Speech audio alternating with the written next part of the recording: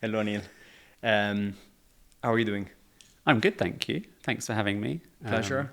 Having a nice day so far. Yeah. It's a pleasant day in Berlin. It's a pleasant day in Berlin, start of spring. Hopefully Yeah. it will continue this way. I hope so. Winter, I mean, probably say this every year, and I'm British, so I like talking about the weather. But it was pretty long. It was pretty grey. Yeah. But it's the same every year, isn't it? I think Yeah. so. Do you find the same, like that every year is like, oh fuck, this winter was horrible? Yeah, although I think the first winter, like 10 years ago, was pretty rough. Like lots of snow, lots of ice. I think it's relatively mild now. I think I just like to complain about the weather. Yeah. So it's British. like, it's a favourite pastime of Yeah. mine. Or talking about the weather in general. So. Exactly, proper British. But it is, pastime. yeah, it is nice though. Like spring now, it's like quite pleasant, I think. And people are happier. Yeah, I think the way the people change, like everybody's smiling so much, and Yeah, and just like longer daylight in the day. wow, yeah, Such that's a also different- impressive. Really nice, yeah. Very, very good. And if someone meets you for the first time and they ask you, what kind of art do you make? What kind of music do you make? How would you answer that question? I guess the simplest way would be club techno. I think like in a really obvious, basic way to explain it. A little bit deeper would be maybe like very stripped back, like rolling techno. I guess there's always some kind of melody in the music I make, whether it's like in your face or a bit more restrained. There's always, I don't know, like a sine wave beat hook or some pads or something like that. Sometimes it's like way more obvious, sometimes it's withheld. But yeah, melody, stripped back, techno, lots of 909. Yeah. I never get bored of the 909, whether it's samples or from my TR-8S, Yeah. like taking out of there. But that's what I'm always hooked to. That's I mean, 909, like also super interesting instrument, right? That generated a genre, techno. Crazy, and people still use it 30 years later. Yeah, I mean, I'm still excited by like a 909 kick Yeah. and the toms. Like every bass line I make, pretty much everyone comes from the toms from the 909 with like all the highs rolled off and then a little curve around 100 hertz just to give it a bump. And then that's my bass line done. Like it's just keeps me coming back. I don't know. Yeah. I thought I'd get bored of it, but still every time I'm like, Yeah. I love it. It's great. It's such a. What do you think makes it so interesting that we've heard the same, not the same sound, but let's say the same machine, the same instrument, over and over for 30 years? If you're into techno, really for 30 years, Yeah. how is that possible? That I don't know. I think it's crazy. magic. Something Yeah. I don't know. There's something about it that's just keeps me coming back every time. Yeah. And maybe like playing more with 808 lately. Again, samples. I don't have an 808 or a 909, but I have the TR-8S, which has everything in there. But 808 is lovely also to play with. But still, 909 Yeah, every works. time. I'm a sucker for it. Yeah. I think you're not the only one. Yes, You're yeah, not I'm not a unique case with that. Yeah. The 909, I just invented this amazing way of making techno. Oh dear, yeah. Yeah, and it's so I mean, counterintuitive, right? That techno is also like a genre that is considered futuristic by many people. Yeah, but we're talking about something very retrospective. Yeah, right? It's crazy. Just a quick word before we go back to the interview. Thank you so much for watching or listening to the podcast. I'm Joseph. And this is the HoS Sound Studio. If you enjoy this content, please consider liking and commenting on this very episode and also following us on the platform where you listen to or you watch the podcast, but also follow us on social media. If you have suggestions of guests that you really would like us to interview, see the link in the description. There's a form where you can submit suggestions for guests and also if you have questions for them. Once again, thanks so much for watching and listening to the podcast. We love what we do. I hope to see you soon on a dance floor. What inspires you these days? So like to make music or to DJ, probably both. I still like to get out and hear other DJs as much as is like feasible. If I have a weekend off or if I'm back home on a Saturday or Sunday, then I can still have a chance to go out. And I like to get either surprised or inspired by DJs. Just trying to think of a couple of examples, maybe in the last couple of years, like maybe bigger names that I don't know, Dasha Rush or someone who is someone that reminds me that the trippy, the deeper sounds can still be like really powerful, or like I don't know, F Demin, who plays things at like a slower tempo than what is currently around, let's say, and like really great to hear that stuff breathe like a lot better at the slower tempos. And probably some newer names that I don't know, I'm just trying to think, like Decoder I saw recently. I mean, I love what he does as a producer, but I think I had him DJ for the first time in Detroit last year, and it was amazing to hear him play, like super fresh, also like a bit faster than what I play, but I don't know, he had this really cool energy and the minimalism about what he does. So yeah, I just try and get out as much as is possible to hear the legendary names or newer names, because that's a great way to stay connected, like when you're thinking about producing or DJing, both ways. Has it always been like this for you? So your inspiration comes from other gigs, other DJs playing and performing? Yeah, very much so. I mean, I was always into clubbing way before I bought record decks or anything like that. For me, it was always, that was my place. Like, I was always attracted to the dance floor, and it still keeps me coming back. Yeah. Like, way before I had any intentions to be a DJ, it was, I don't know, there's obviously something very primal about it, but I just still really enjoy being in a club, surrounded by that. I have a question of curiosity, and I've seen very different answers from people, also from myself. After you were a clubber before, you enjoy being on a dance floor, and then you become a producer. So your brain is also analytical in terms of producing. Does your experience of clubbing change after that? You become more analytical? It does. I think same goes with DJing. When I started DJing, I became way more analytical about hearing what people are playing or how they're playing. Like your brain is like thinking in a different way rather than letting go. You're kind of opening your mind a bit to what's happening, good and bad, to be honest. Like, so that is a bit of a problem sometimes, but it can also be good, and it can be interesting. Like, okay, so I don't know, you hear a track and you're like, okay, they're putting hi-hats in where you don't expect it, and it's like, okay, maybe I'm going to try that or do my own spin on that. So yes, to answer your question, you definitely are more analytical, but I don't think it's necessarily a bad thing. And sometimes it's all right to just let it happen, or also try and just stop doing that as well, to actually enjoy the moment. Yeah, exactly. Because the risk that I found for myself and for other people I spoke with is when you become too analytical, then your enjoyment changes because you're judgmental. Like, you go there, you're like, I want to analyze this track instead of, it's a track, I want to enjoy it. Yeah, I think I have to stop myself doing that sometimes, because then you can't really enjoy the moment, I think. But then other times it's really good. If you see it in a positive way, it can be inspiring for, like, if you're going to the studio the following week to like really soak up a lot of that stuff and analyze, I don't know, frequencies or melodies or something like that. Yeah. Is there any track that you can think about that particularly inspires you or has inspired you, and why?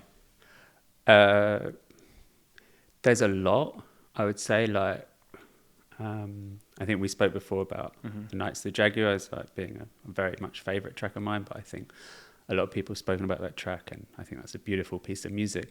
If I'm trying to think of something else, there's one track which I play now, still, maybe, I don't know, not often, like once a year or something, but it's a track that I first heard in the early 2000s. I don't know if it's well known or not, I guess probably, but it's called Major North Annihilate, and it was more in the progressive house era, but it was more techno leaning. But basically it's just kick drum and acid line, and I'm not very fond of a lot of acid lines, to be very honest. Like, one every 3-4 hours is enough, and it's just a repeating vocal saying annihilated rhythm. I think it's a sample from, I can't remember, but Chaka Khan or something maybe even, but just goes on for like 10 minutes, and then there's a breakdown, and then it kicks in with a lot of energy. But there's somehow this acid line is just moving without you kind of really feeling it or hearing it. You feel it, but yeah, that's very inspirational for me to have like just minimal elements. Yeah, but moving, just always moving. Yeah. It somehow, I don't think I know this track myself, but I think it reminds me a lot of like the Daft Punk, you know, when you think about their music. So simple, like in terms of elements. but perfectly carved and joined together. Yeah, I mean, the way they sampled was incredible. Insane. Like, really, Homework was Yeah. so... I think I was at school when it came out. Such a great album. And if you play stuff from them, like, you know, even if you go to Mojo, like the later stuff, I think one of them, I think they just still sound quite current. Like, you can play them in a sound system, in a set, with techno tracks made today, very different type of approach to production. They still sound powerful, clean. They stood the test of time for real. Yeah, I think, what was that, like mid-90s or so? Like late 90s, that Homework was? Yeah, 1991 is when Slam discovered Daft Punk, right? Ah, yeah, because it came out on Homework. Soma, the first record, didn't it, I think? Yeah. The first big record with Around the World, I think 1991. Yeah, okay. Yeah, and then Homework probably followed a couple of years later. But I think a lot of that kind of French filter house from that era still sounds pretty good now. Like, it was produced so well, I think. Yeah. And do you think it's the simplicity in it that made it? I think so. There's not a lot going on. So, like, if it sounded good then, there's no reason why it shouldn't sound good. Whereas I'd say maybe a lot of techno around the 90s was very intense. There's a lot happening, so it sounds a bit busy now, maybe, at least for my ears. But yeah. And when you think about your own production, you mentioned like simplicity is something that clearly inspires you. It's a trait of your music too. When you sit in the studio, do you have a specific approach to making a track? For example, to make sure you don't add too much, but you keep things simple. I think, like, if I look at it on a really basic level, just looking at my Ableton window, if I have to scroll up and down, then there's too much happening for me. Because it's like too much for me to manage thinking about more than like 7 or 8 channels on there. Like, I like, even when I'm doing effects, I rather draw like a reverb or delays from existing sounds to create like transition effects rather than bringing in new effects. I don't know, and just because I was a bit later to the production game after DJing, it took me a long time to get my head around it. And then when I got my head around it, it was like, okay, it kind of works just with these few elements. I don't know. I think like tracks like DVS1 Run-In was super inspirational to me, just because there's not a lot happening. But again, like, that riff is just always moving, and there's like a reverb on the hi-hat, and it's it's just really amazing what you can do with so few parts, I think. And it's difficult, but I think when it's done well and you've got one good hook, then it sounds so good. Right? What makes it difficult is to find the right components and not to add more. Yeah, I think most people have the tendency to say, "Oh, it would sound better if I add an additional element." Yeah, and to be honest, I get, like, when I'm listening to a lot of new music, I get super excited when I hear like the first bar of music. I'm like, this is amazing. There's a bass line, there's maybe a hi-hat and a really strong kick. And then I'm like 2 minutes in, just like, it's such a shame. It was great. But then sometimes I just pull those as loops and then keep them. Interesting, because you're saying like, okay, a third, fourth element comes in and is too much. Yeah. Kind of ruins it sometimes. But like, that's just totally my opinion. Personal taste, of course. And I won't name any tracks, of course. But it's, this is just what I like. It's more like stripped back, simple stuff. But then when you DJ with it, you can obviously like run 3 channels or something and then make something really interesting with that. But yeah, I think production-wise, also for me, it's like I'm not amazing at mixing like a lot of stuff together. I think it gets a bit lost and messy, so I really like to just keep it as simple as possible, just for the ease of the mixing process as well. Let's say 2 layers, or let's say 2 tracks be mixed, and then a third layer if needed be, but not more. You wouldn't mix with 4. No, sorry, I was talking about production. Production, right? Yeah. It's, I'm not so good at mixing too many tracks within like an Ableton project. But I enjoy, if I'm feeling in a good state for DJing, I love to mix with 3 or 4 decks, because that's when I'm like, but then everything has to be right, like the monitors, the feeling, like the mixer, like everything, and the like even the CDJ height and stuff. Like, there has to be a lot for me to feel like super at ease for that to happen. But then when it is, it's like so much fun. What's the perfect setup for you in terms of what is a perfect type of club? You don't need to mention an exact club, but what is a perfect DJ booth? A big crowd, small crowd, Small club, huge sound system. Small or medium crowd, I think is good, just for me to have a interaction and be able to see people and like feed off their energy. Obviously big is fun sometimes, but when it goes big, what comes with that naturally is a big stage, and then I feel like you lose that intimacy then. And I struggle a bit not having that really intimate connection with people. When it's too far from... like on a stage or too high up, like it's difficult to maintain contact, and that's what I enjoy the most. Like you play a track or something, you see someone's reaction, and then you can feed that back, because then that it's like a loop. It's like you can then feed off the energy and then put something more that gives more out of that.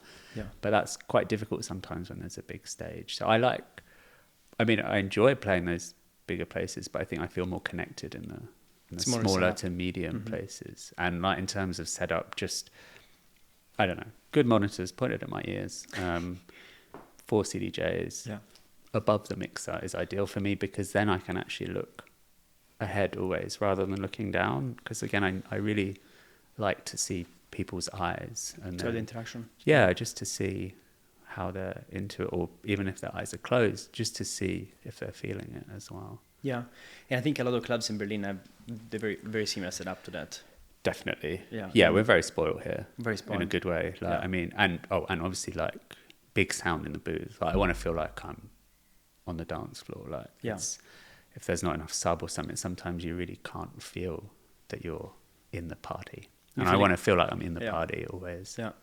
Yeah, it makes sense. You feel the risk is that you feel detached, like in this control room. Exactly. You're not feeling what people are feeling. Yeah. And in terms of the relationship between your DJing and your production, what influences what, or do they influence each other? I think eventually they influence each other, because I make stripped back music that probably allows me to DJ with like 3-4 channels when I'm playing, and then that feeds back into like me wanting to make more stripped back music as like I don't know, having a DJ tool here, something with a melody here, and then I want to make all of those individual parts in their own right, I guess. So I think it's a feedback loop. Yeah, so it happens also to you that you're playing a DJ set, and that something that happened in your DJ set inspires your production. And then when you're producing, you're thinking, I want to make a track that would kind of allow me to play in a DJ set this way. Yeah, and also just hearing other people's tracks out loud when I'm playing them, and be like, okay, when I listen to this in my headphones or in my studio, it's like, didn't sound powerful, but something got me, but then you play it loud and I'm like, wow. That sounds and then I'll try and like pick out what they've done, like dissect it a little bit, and then try and recreate it as well. There's also the risk sometimes that you hear something in a club and it sounds amazing because of the reverberation of the environment and of course the sound system. Then you go back home, you're like, holy shit, like I don't know why I like this track so much. Yeah, and excuse me, the other way as well is that like maybe I've gone through promos and I'm like, or like gone through Beatport or something, I'm like, oh, that track sounds okay, but not enough to buy it. But there's something that's stuck in my head, and then I hear it in the club, and I'm like, wow, it sounds humongous. And it's like either I didn't download the promo or I didn't buy the track, but I'm like, okay, I need to remember because I remember the hook, and I was like, wow, I should have bought that. Because sometimes it's so difficult to hear it, like feel context in your headphones. It's basically impossible. There's no reverberation, like you're just getting the direct sound. Yeah, that's already like enough to say it's like the track changes. Definitely. Yeah. Plus, I think there is some clubs. I mean, Bergen one of them, but there is other clubs where the environment itself, reverberation of sound, I think it creates, gives some color and celebration to the sound. Definitely. Yeah. Do you ever think about, I mean, when you're producing a track, what is your process of mixing or making it ready for a club? Do you have different listening environments or? Yeah, I mean, I will start in my studio, and then normally I have the process of like, if I'm say happy with a track or two at the end of the day or the end of the week, I will go back and listen in bed on my earphones, on my small earphones, and then I can pick out certain frequencies that aren't sounding right because I know how they sound compared to my studio. And then I'll listen again in the morning on the headphones, and I just keep making notes. So that's like a continuous process until I think like I'm happy with it. And often it's like I listen in the morning, I'm like, ugh, that's Too I much. need to delete that whole thing, because like sometimes like I don't know, melody catches me, but then it doesn't last. Right. I wake up in the morning, I'm like, wow, Yeah. that's awful. Can you tell me more? So for the melodic part specifically. Yeah. Mm-hmm. I think sometimes, I don't know, melodies catch me immediately, but they don't last even overnight or after a week. And then I'm like, wow, if I'm not excited by this the next day, I'm going to hate this in a year. So it's like instantly in the bin. But that's good. I think that's just a good way of processing sometimes. And then in that case, I'll probably just keep some of the rest of the project, maybe the kick and the bass line and the hats. And then I think that happened last week. I just wrote a new melody for something that I just didn't like the next day. And then now the track's sounding okay. I don't hate it yet. So that's good. That's great. So that's kind of a, let's say, false positive case where you think it's a great track, the melody's great, but then you realize, okay, it's not that great. How do you self-correct for false negatives? That you're listening to the track so much, you end up hating it because you've listened to it too many times, perhaps. Yeah. How do you avoid discarding a really good track just because your brain is telling in that moment it doesn't work? I haven't got the answer to that yet, because I feel like I've done that before, but I didn't delete the file. Then I go back to the file like the following year or something, like, oh, actually that does sound okay. And then I've gone back to finish track. So I don't think there's a right or wrong way to do it, but I still have to have that feeling, like, and that then should translate to me playing in a club and then still being excited by it for sure. But if I'm not, then I'll just bin it or just leave it. I still have a bunch of tracks that I've finished and got mastered, but haven't felt excited to release. Yeah. So, for example, these tracks, did you send them to someone else to get a second view? Yeah, and yes and no. Often I do send to friends if I'm unsure. But then sometimes I'm so stubborn that I don't accept their feedback. So it's like I'm self-aware enough to say that, I think. But then I'm like, no, I just won't. Like, thanks, but no thanks. Yeah, I send stuff to Tina, my wife, a lot, and she's a great ear, and she's like super brutally honest. And I know that if she likes something, and if I like something, then maybe it is, it is good. But maybe, yeah. So let's say you're unsure about a track, but you're 70% no, and you send it to Tina, and she says it's an amazing, I need like really great track. How do you decide if it becomes a yes or no? I think in that case, I think it's good to be challenged, because I think sometimes your ears play tricks on you. Yeah. Then I would probably finish it and play it in a club, or like at least finish it. Maybe not get it mastered, finish it to like a basic level of being able to play out, and then see how it works in a club. Yeah, and then it's like a second test, or you give it the benefit of doubt, and then you try it out. Yeah, but I have to feel it as well. Ultimately, I have to really believe in it at the end of that process. But I'm not always really in a rush to release stuff. Yeah, I've still got like lots of stuff that I'm sitting on that I'm maybe about. But then sometimes I'm like, finish a track, I'm really excited about it, and I play out, and it's like, I love this. And then I'll just straight away just put it out on the next available EP on my label probably. And then I'm like, that's also good. So I kind of change my mind with the way I work sometimes, but I ultimately just have to be very happy with what's happening. Yeah, you mentioned in another interview you try to look for certain frequencies. Yes. What are these frequencies? I don't know. I really don't know. I know that because I'm not super technical with like music theory and stuff. I did study music at school, like a very basic level. I played in the school band and stuff, so that gave me a bit of an ear for it. But I couldn't say like particular scales or like frequencies. All I know is that, as we were talking about the 909 toms earlier, I always roll them off up until just over 100 hertz, and then I give the resonance a spike at around 100. Roll them off with a low pass filter. Yeah, just with the auto filter on Ableton, then bring it in, and then I bump the resonance at about 100 hertz, and that always gets my ears going. Like, just brings me back to like how something would sound on like a good function one or something, like how the frequencies pop there with the bass. But with melodies and stuff, I really couldn't tell you what the frequencies are. I know I just play around a lot, and then at some point I'm like, this works. I don't really tune stuff, to be honest, unless I'm unsure about it. I do throw the tuner in Ableton on stuff if I'm like, maybe that's out of key, but I think I just have to go by ear sometimes. So I couldn't really tell you a scientific answer to that, but there's something that has to aliven my brain, I guess, at some point, the frequencies. And perhaps it's around, I don't know, these 100 hertz or... 100 hertz with bass, absolutely, is the one, but I couldn't define anything else. The melodic part, which is probably higher. And I probably could look at it and analyze it and be like, okay, on all these tracks, there's some frequency, but... Yeah. Then would it matter? Like, because in the end, it's like... Not really. Yeah, I don't think so. Yeah. And I don't think... Yeah, I don't even want to then try and find it. I just want to hear it, not look for it on a scale. Yeah. It's like what we were saying before, then you become hyper-analytical and you lose the joy, the emotions. I think so. Communicating. Yeah, because then I will always be looking for that number if I'm looking at an analyzer. But yeah. Are there, for example, tracks that you made that are released that you feel particularly connected to, and why?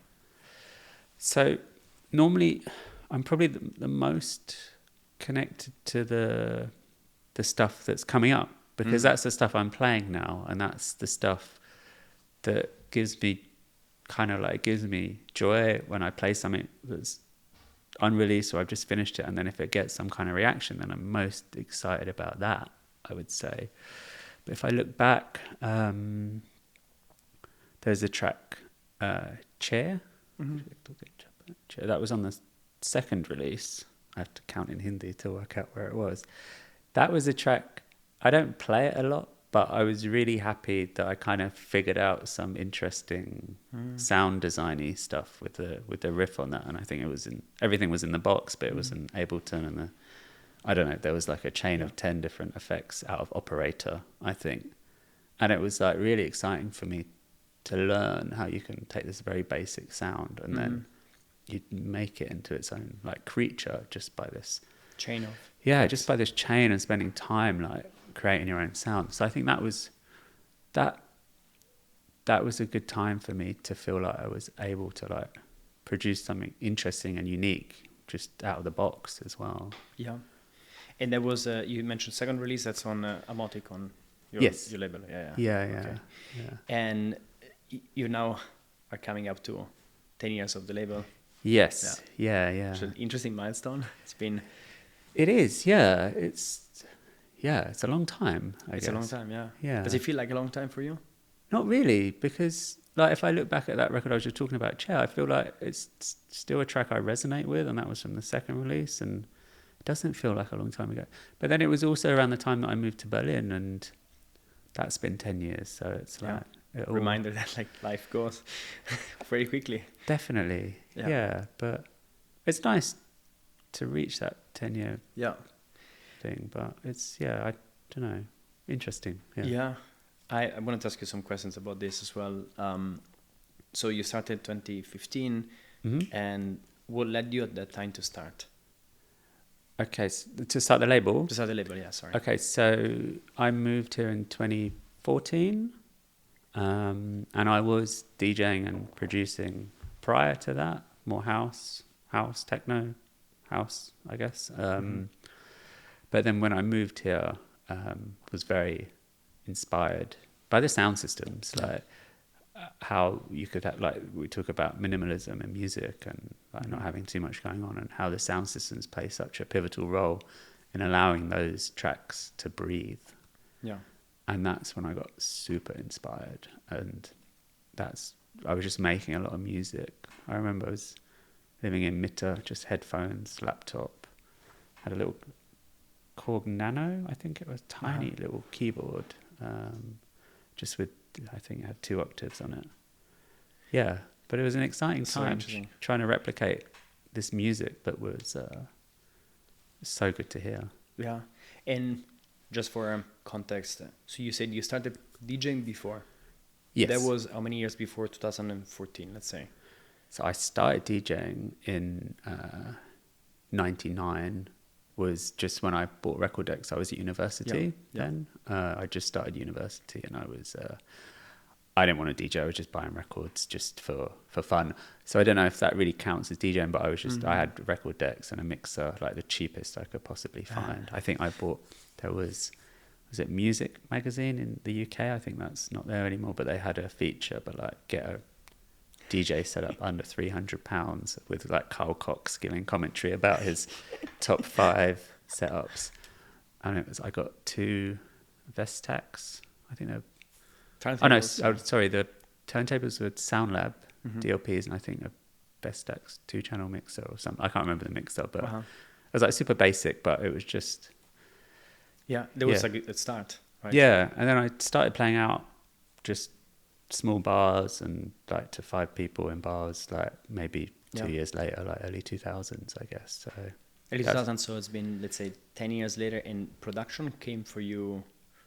Production was around the mid-2000s, like 2005 or 2006, initially through a guy I used to produce with, Dale Anderson. We did a lot of music together on Global Underground, so it was very much in that progressive house space. We did an album on GU.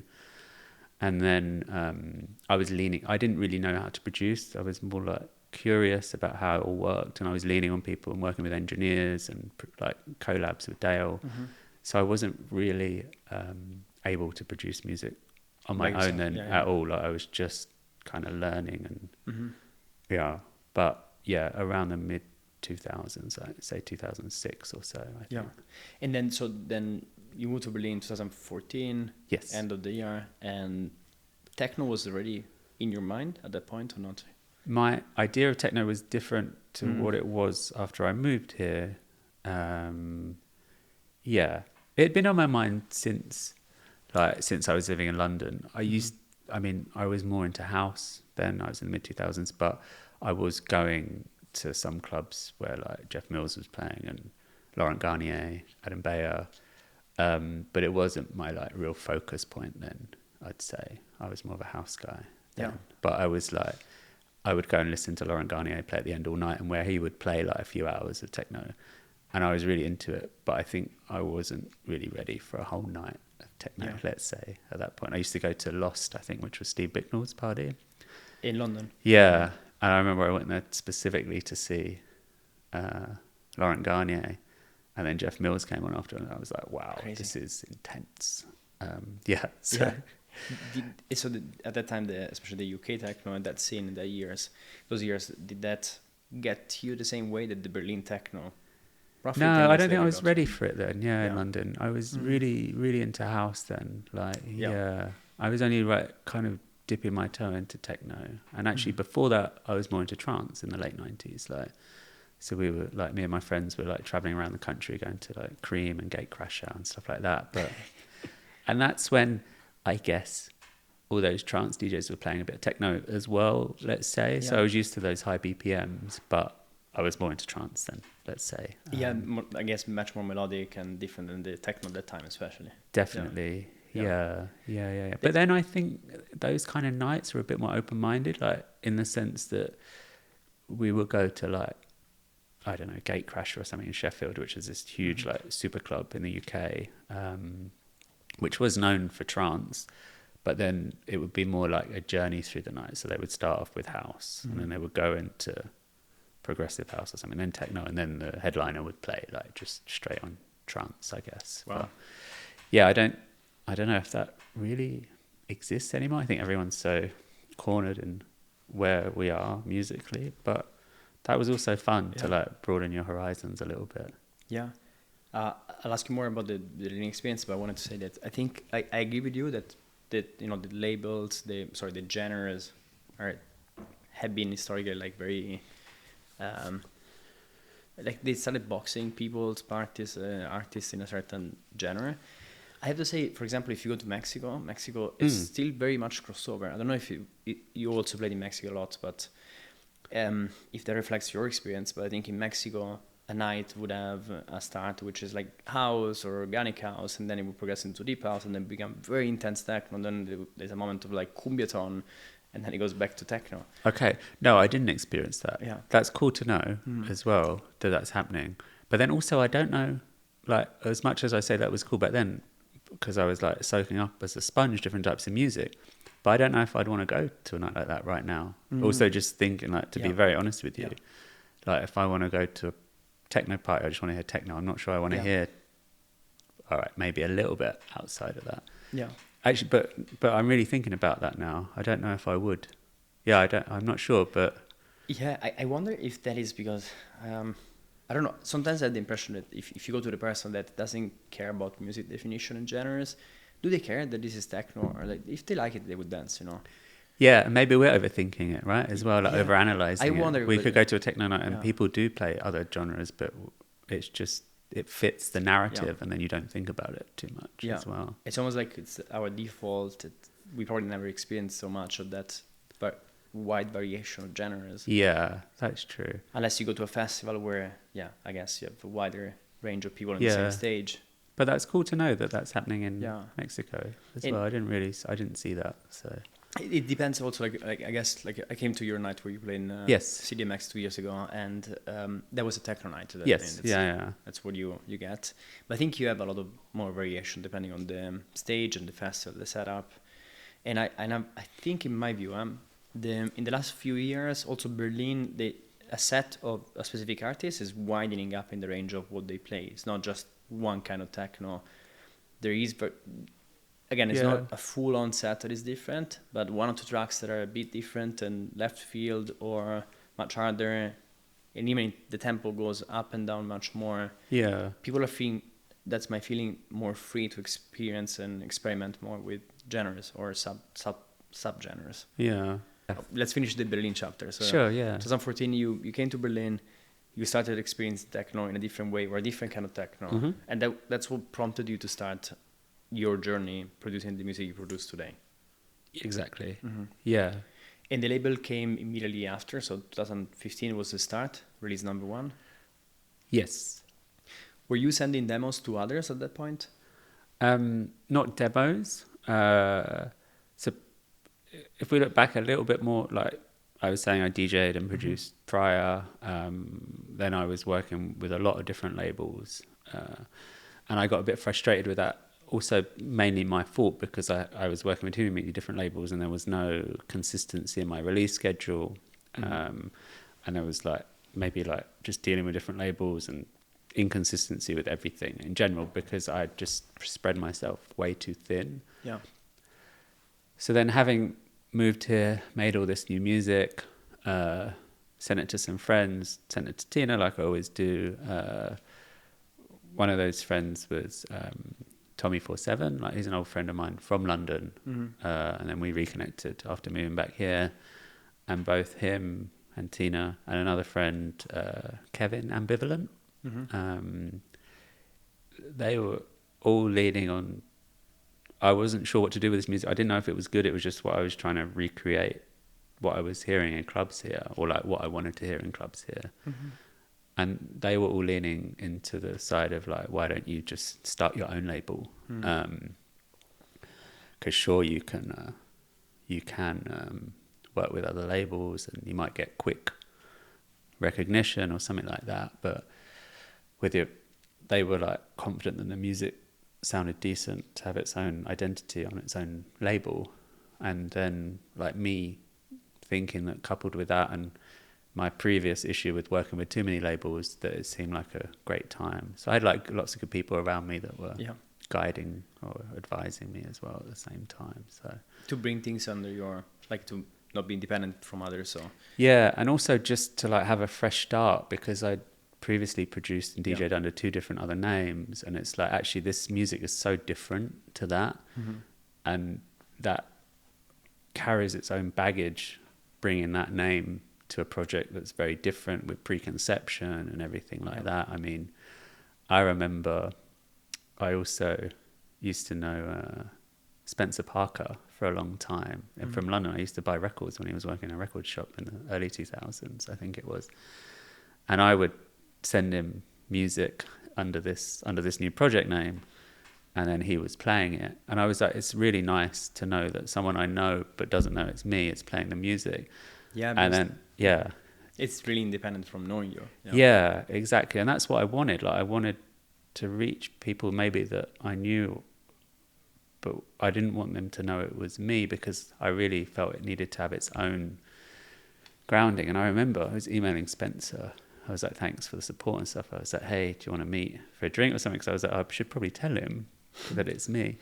And he was like, nah, it's all right. Thanks for the music though. I was like, oh shit. And then I think I just had to tell him in the end. And he was like, oh, why don't you tell me? No way. I don't want to meet some random techno guy for a beer. I was like, oh, sorry, Spencer. Yeah, so I was like very protective about it being a secret then, because I felt there was a lot of baggage from the past that gave it its own it should have its own identity. I didn't want it to have any preconceptions. Basically, was my. Did you drop the previous alias at that point? Yes. Yeah. I think I maybe played 1 or 2 gigs after I started the label. But then I was like, okay, I'm really enjoying this, and I just really want to focus all my attention with this. And it was also the time, like I was saying before, I wasn't able to produce on my own prior. And this was the time, after spending time on my headphones, that I was confident that I could make my music without help. Yeah. So it was like let's cut the ropes from the producer. Definitely, yeah. It was. I felt way more free then, and I could express myself without having to rely on others and their interpretations of me expressing myself as well. Yeah. And looking back at the last 10 years, what were the hardest things with the label and perhaps with your music journey? The hardest things. Yeah. I think starting it was pretty tough for me because I was already before I did this, I was in India and the UK. I was playing quite regularly. I had a good residency in London. I was playing quite regularly, and I was let's say on the circuit for many years. And then when I moved to Berlin, and before I started this project, I thought that would continue. But I'd been living outside Europe for a few years. I was living in India, and actually it's out of sight, out of mind. And it was moved to Berlin, and there was actually no one wants to book me. No one's really interested. That was pretty tough. Coming here, with these ideas and all this stuff that what I wanted to do, and then actually kind of falling flat a little bit. But it definitely was part of the process, and it was a positive overall experience. It was just very tough at the time to have that. Do you remember what was going in your mind? I guess you're getting rejected. You came with an expectation of this will continue. I will just change genre. We'll get bookings. Yeah. It's not happening.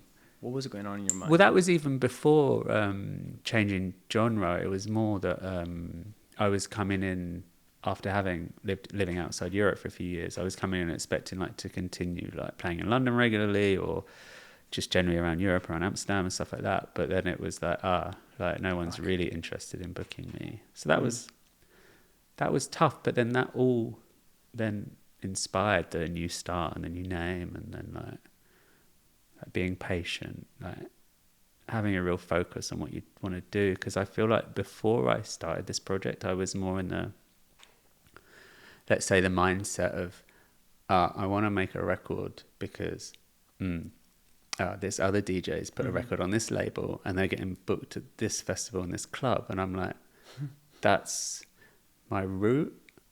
So I was in a very different mindset. So, and then I was with this project, I shouldn't have expectations. I don't want to follow what other people are doing. It's okay to be inspired and see what people are doing, but I don't want to have expectations that this means this and this and this. I want to just be patient and start, and then let things grow organically, or not. And that's okay if they're not, because I believe in the music, and that's the most important thing. And I didn't want it to have an agenda I had previously. Yeah. Was it natural to you to go through this process of saying, I want to remove the expectations? It was tough, but I think it was really necessary, and I feel way more happy in the long run doing that. And I know it's tough to not have expectations, or it's good to have a goal obviously, but it's good to not really pin your hopes on everything sometimes. I think it's quite dangerous or quite toxic to feel like that, because you get so disappointed when it doesn't work out or like stuff like that. I don't think it's very healthy. Yeah. But had to go through that journey of it to realize that it was unhealthy as well. To get the first rejections, or let's say not the first, but like at that point in your life to get rejections, to see things not working was useful too. Yeah. Yeah, it's part of the process. Yeah. And it had to happen, and it was tough at the time. Yeah. But I really look back on it as a really useful, valuable lesson, I'd say. Yeah. If you were to go back 10 years, back in time, or tell someone that is in the same journey, same situation, where let's say they're starting from scratch with a new project, what would be the one or two things you would focus on to make sure that A, you are happy and you're not destroying yourself, but B, that perhaps you give yourself the best chances you can? Yeah, I think be really patient. Like, going back to this thing about not having too many expectations. Like, make the music because you care about it and you want to release it, not because you want to play at this club or this festival. Like, don't have that intention. Or like, okay, it's good to have a goal, but don't make that your sole intention. This is your path to securing something. Like, actually just really make it because you're excited about it and you want to hear it in a club or you want to play it or something. Like, that's, I think, still the most important thing. And, you know, the landscape's changed, but I think that's still the key to being happy looking back, because you know that you did something for yourself always, I think, in that case. Yeah. And be patient as well, because I think I see a lot of producers that make amazing music, and I play a lot of their music in my sets and stuff, but just sometimes takes a few years for people to pick up on that signature. Yeah, have a signature as well, like, or create your own sound. Like, don't try and be someone else. Yeah. But I think those people that really have a defined sound, you see that, like, when things pick up, they really pick up because you can see where they've gone with it. And probably because also what you said before, it probably makes you happier. Like, if you're doing something for yourself, you can continue doing that forever without waiting for someone to validate it or not. Like, independently from that, you will be happy because you're doing music you enjoy. Yeah. I mean, as long as you're always doing it for yourself, then you can't, or you shouldn't be unhappy looking back on what you've done.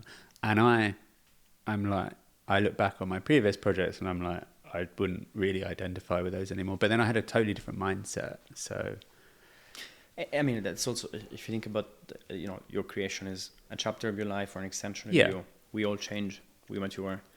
Makes sense that you look back at it and you're like, okay, it's a different me. Like, it's me version 2014 versus me version 2025. Definitely. And again, it's part of the process. Yeah. Everyone has to fail.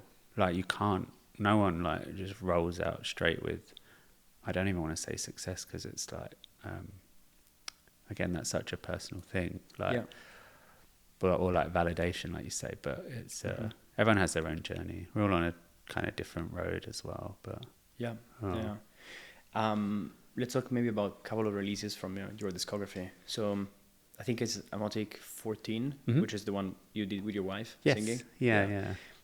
Tell us more about the project, like how it came about. I've also heard, I think you or Tina posted something about her being not so sure about putting her voice out there. Yeah. How did you navigate that process with her?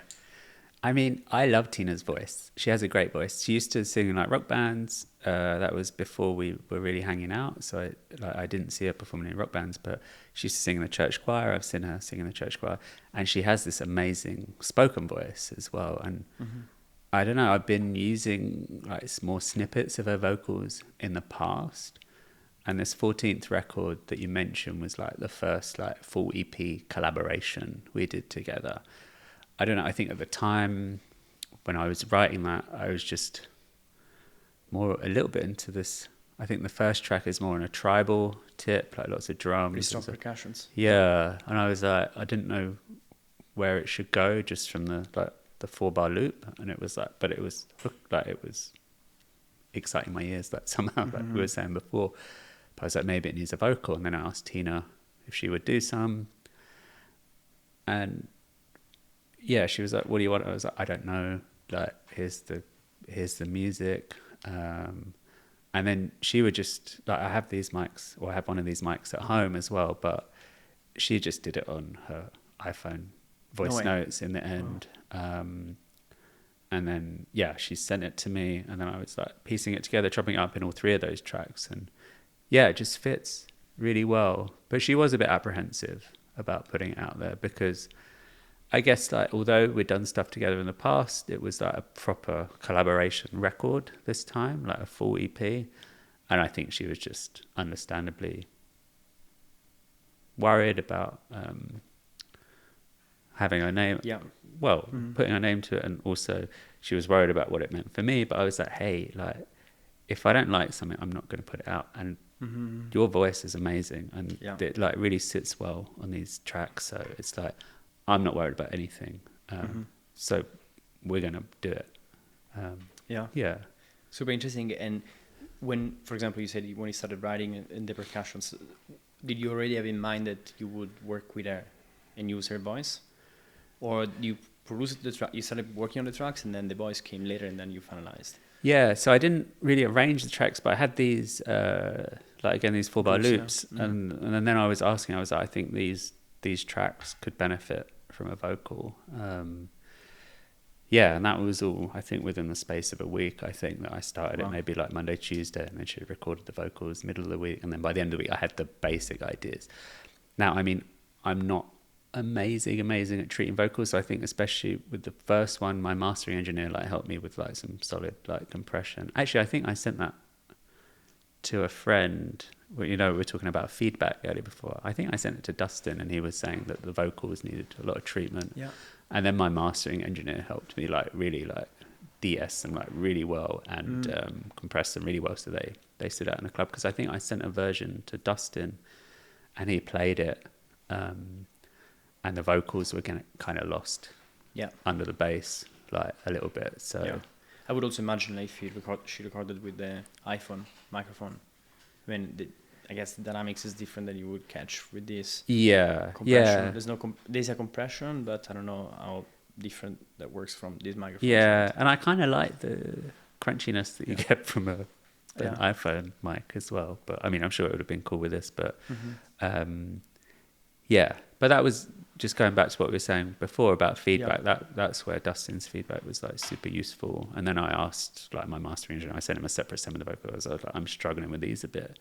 And then he really layered them in the track really nicely. Pretty cool. Yeah, but that was the process. Sorry, Super nice. And there's another, you also released in 2019, this is like pre-pandemic, the Vistar, your first full length or... Yes, yeah. Techno, at least, in the realm of techno. What was the process in that album? So clarification, is that, do you consider that an album or? That for me was an album, like double pack, like nice artwork. Tina did the artwork for that as well. The process, I was back working a day job then, so I took 2 weeks holiday, and my studio was at home. I didn't really have an intention to write an album. I was just like maybe a record or 2 EPs without too much pressure. And then it just all came out in those 2 weeks. And I was like, some of these tracks are not like regular EP tracks. There were like for sure, I think 6 or 7 just straight like 4 to the floor techno tracks. But I was like, okay, so there's some ambient. There was one like more drum and bassy track. And then it felt like there was some kind of curve going from the start to the end. And I was like, maybe this makes sense as an album. But it was all just in 2 weeks, the whole thing from start to finish. Yeah. And it was just like, okay, I never really take 2 weeks at a time to write. So that's just what came of that period. So, I mean, it was clearly intentional, right? So you said, was the intention to create an album or was it just to focus on music?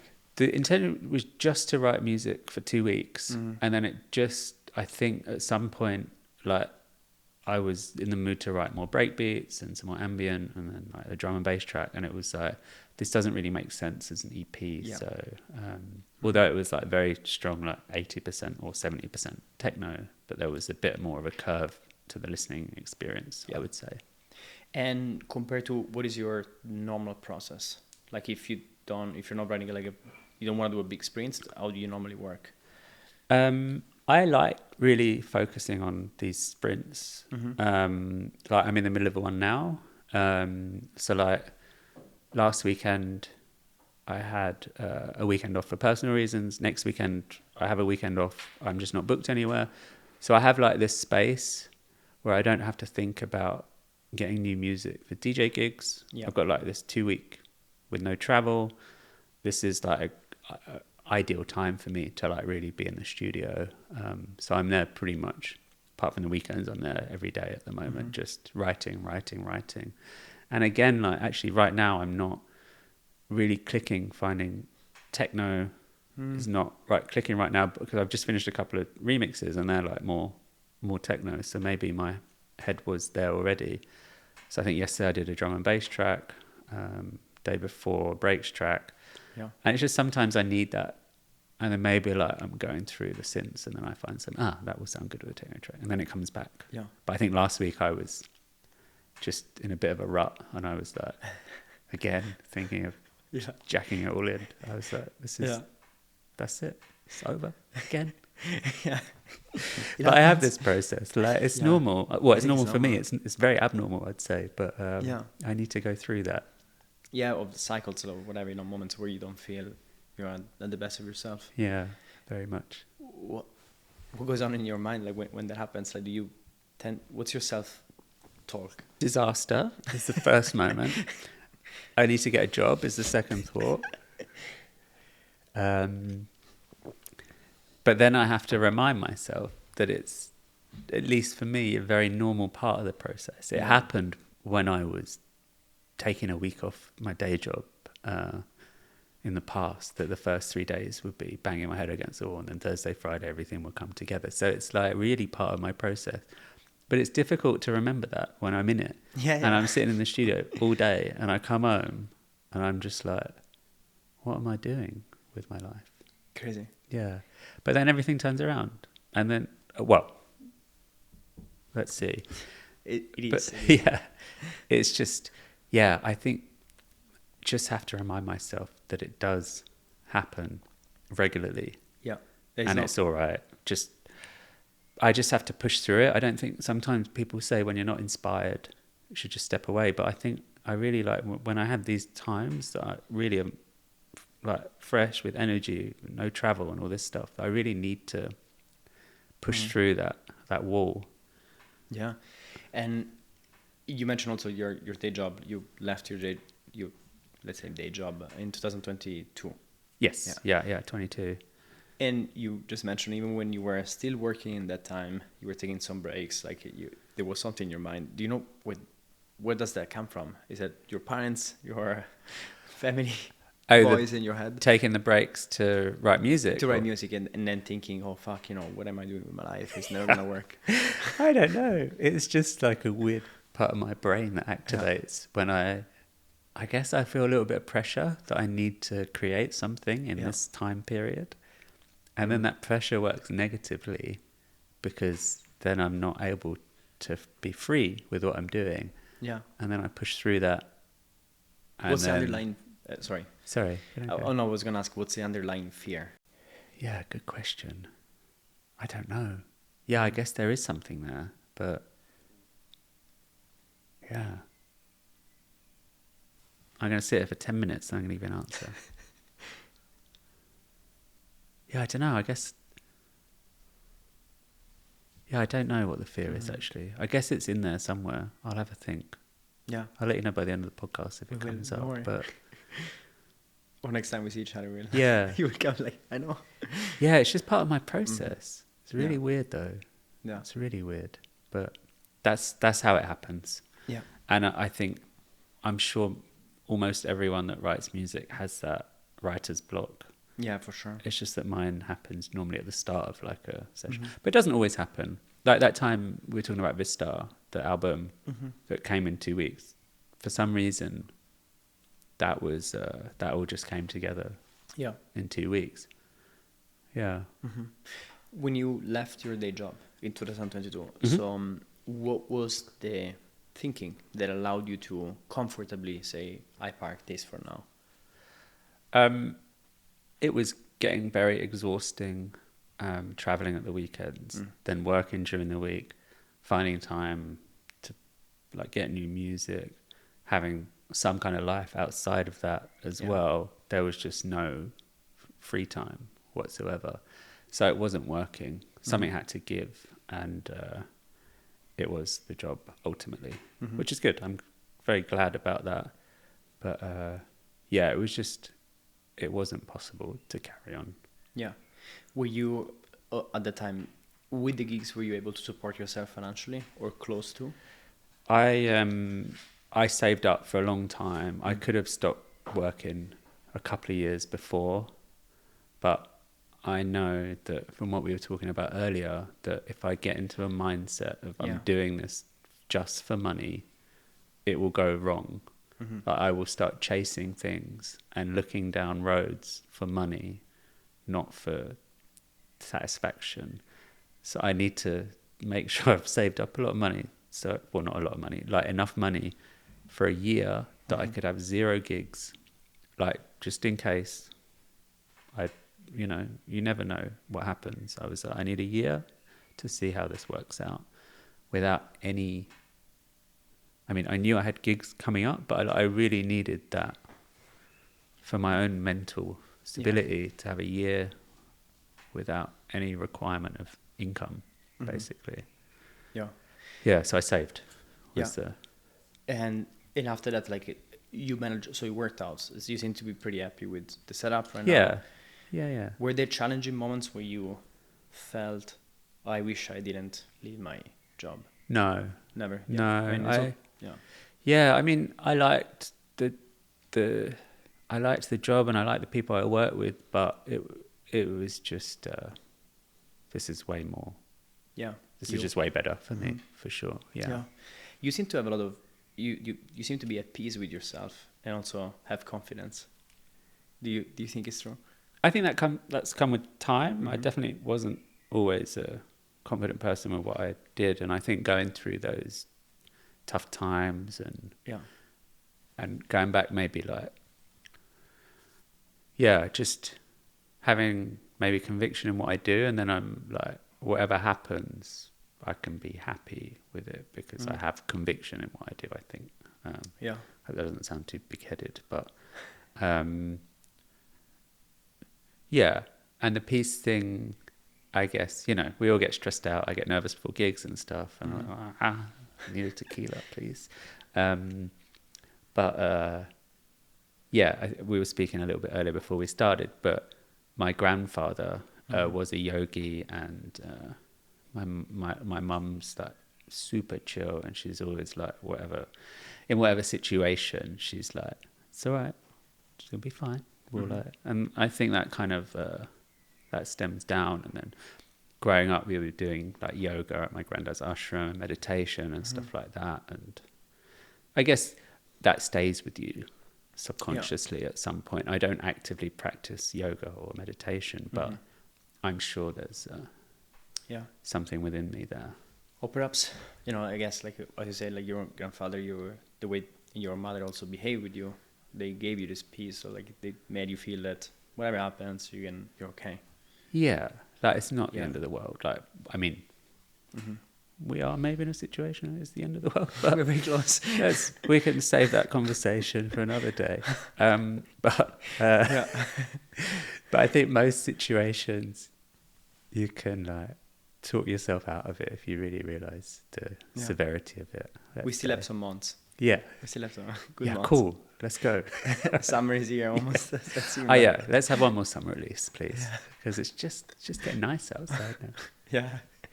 Do you have any role models or mentors that have helped you in the process? Yeah, so it's like we were talking about Tommy, like Tommy 47. He was like really good, and like we'd been out of touch for a long time before I moved to Berlin, and he was so like forthcoming with his time and like really helpful. And then he brought me onto the label 147 as well, which was cool. Like, so I think it's really good to see how he conducts himself and the label and stuff like that. And he was just really good with advice and just how things work in Berlin, and like just in general, like just really good guy. And then if I think also he's very confident, and I think he believes a lot in himself, like, and definitely, he has a lot of conviction, and Yeah. it shows, and he puts a lot of care into detail and attention. Yeah. Like, he's really good with that. Yeah. And I think he also manages very well to isolate himself from the outside feedback, and influence. Yeah. He knows what he wants. Like, he's gonna do that, Yeah. And I think the other person, more in a DJ way and a person, is Boris. Yeah. Just like, again, shortly after we moved here, was going out a lot, and sometimes people are very serious about techno, which is fine, and I am as well often. But like, to see him DJ, and he's just like beaming and smiling ear to ear and like interacting with the crowd, and I was like, that's amazing. Like, sometimes you forget we're here to have fun. Like, it's so inspirational to see him just having the time of his life after all these years as well, like doing it. He's been around at the top of his game for a long time. Yeah. Super inspiring. Yes.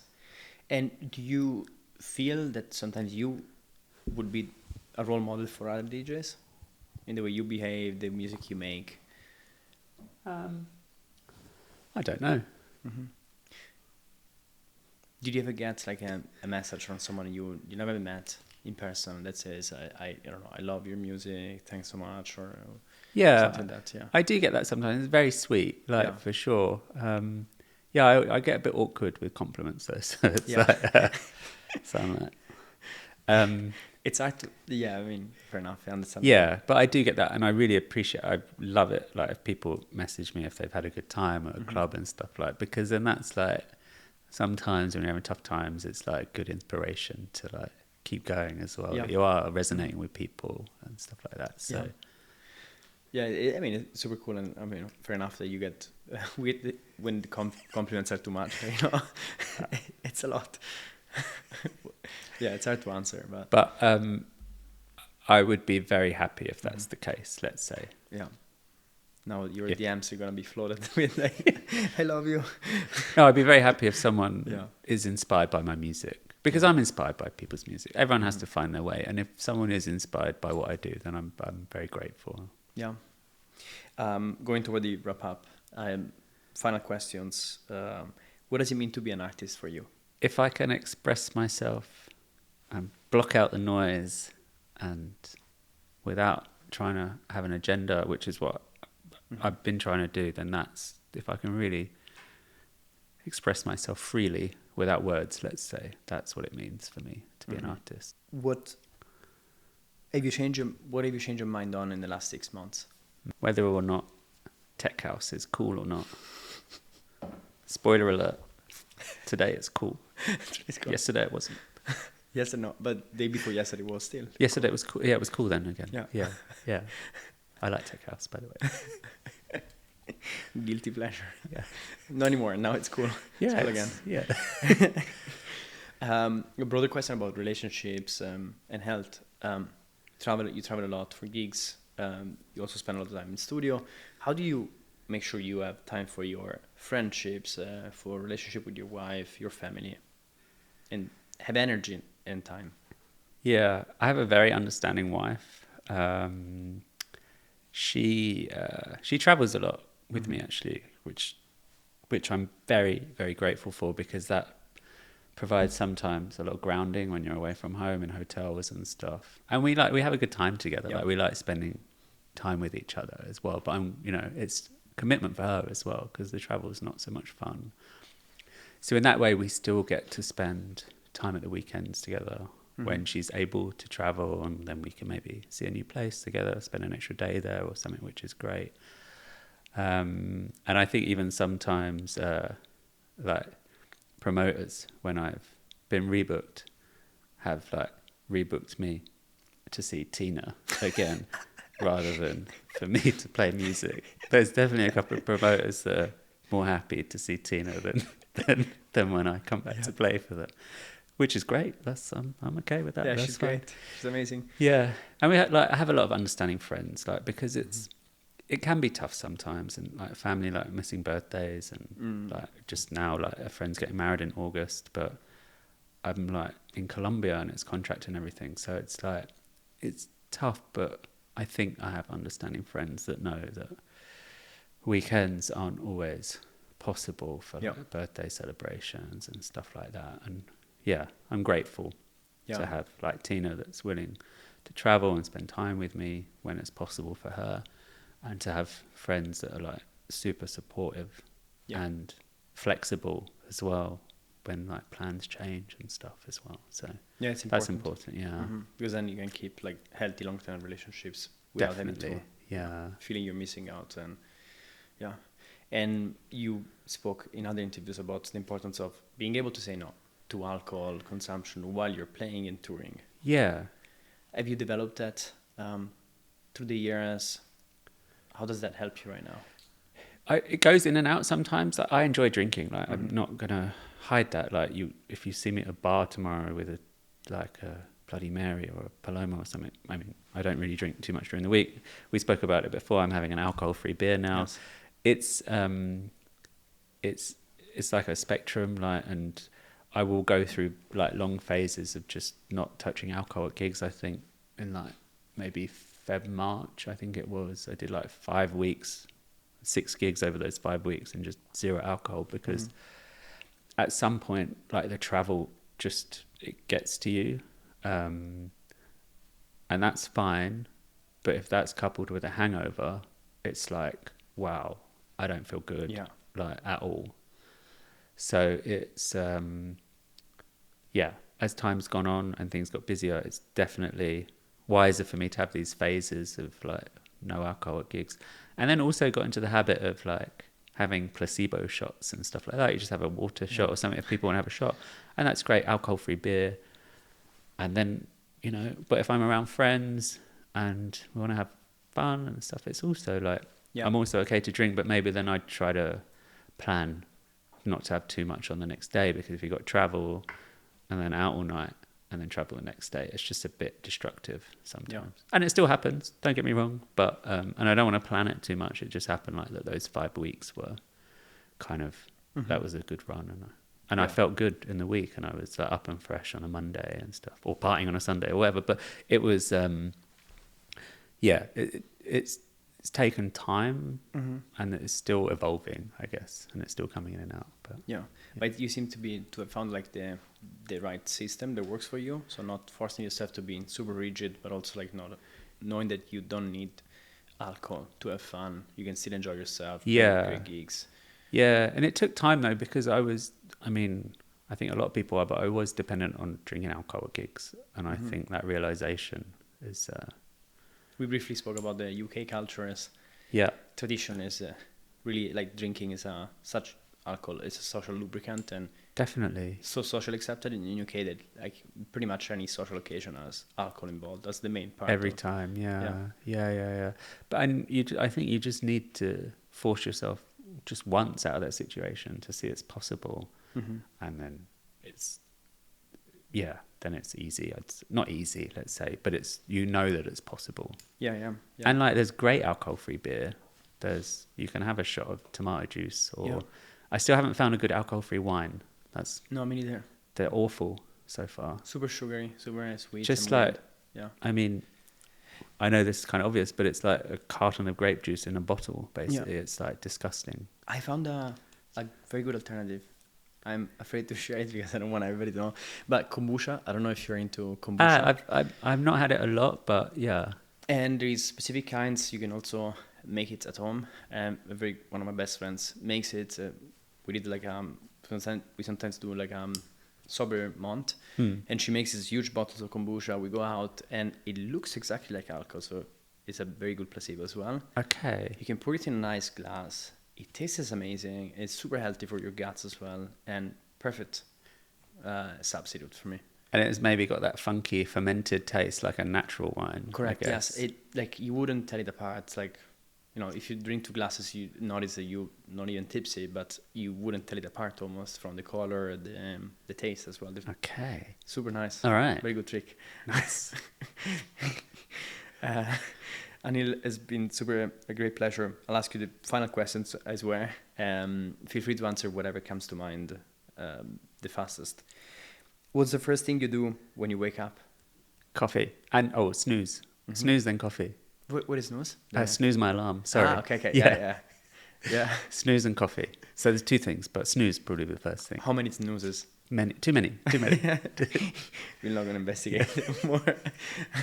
Can you sing aloud one of your latest tracks? No. I can whistle, though. Can I whistle? Mm-hmm. So this is on the new record. It's the riff from the A1.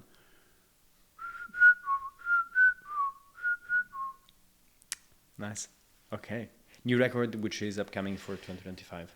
Mm-hmm. Yeah, July. So probably around the time this podcast is coming out. Yeah, exactly. So perfect. Go buy it. Go buy it. We're going to put the link into the description. If you have to choose one track as a closing track for your sets for the rest of your life, what would that be? Express 2 Kill 100, the Carl Craig remix. Okay. You probably want a quick answer. I'm not giving you a quick answer. Sorry. Yeah, it's an amazing closing track. I still play it a lot now, probably a few times a year, but I think it's timeless. Okay. Everything about it. Yeah, I'll check it out. And would you rather play in front of 10,000 strangers or 50 friends? I think you answered that already before. Yeah. Yeah, 50 friends. Yeah, definitely. Yeah. Intimate, or connection. Close enough, yeah. Yeah. Yeah, eye to eye. If you had to get stuck on a deserted island with someone, an artist, dead or alive, musician or not, who would that be? Dustin Zahn. Dustin Zahn. Because we speak a lot. He's a good friend of mine. Yeah. But we would need Wi-Fi because our relationship is based on just sending each other memes. We don't really have a conversation most of the time. Yeah. So I think we don't really necessarily need to talk. Maybe just send each other memes. But that would work. Amazing. So Wi-Fi with Dustin Zahn. Yeah. On island. Please. Amazing. Yeah. What is one thing, a project you're excited about for this year or the next future? It's still in the phase, it's still in the production phase at the moment, so I won't really go too much into it. Mm-hmm. But I'll be working on a movie score later this year. Mm-hmm. But very excited about that. Super cool. Yeah. And closing traditional for Almost Sound, we ask everybody to tell us a question we should ask the next guest without knowing who they're going to be. Do you like to nap? Do you like to nap? Okay, perfect. I really can't think of anything better. Yeah, that's great. There's a question for you, which is: are you happy with the choice of with the choice of what you did in your life? Yeah. Yeah. I think maybe not at the time. I probably wasn't happy with a lot of choices, but everything has led us to where we are today. Oh God, I don't want to sound like a philosopher. But has led us here. I realise it sounds quite cheesy, but I'm happy, good and bad choices. Yes. Yeah. You're at peace. Yes. Most of the time. Yeah. Neil, it's been a great pleasure. Thank you so much. Appreciate it, Joseph. Thank you.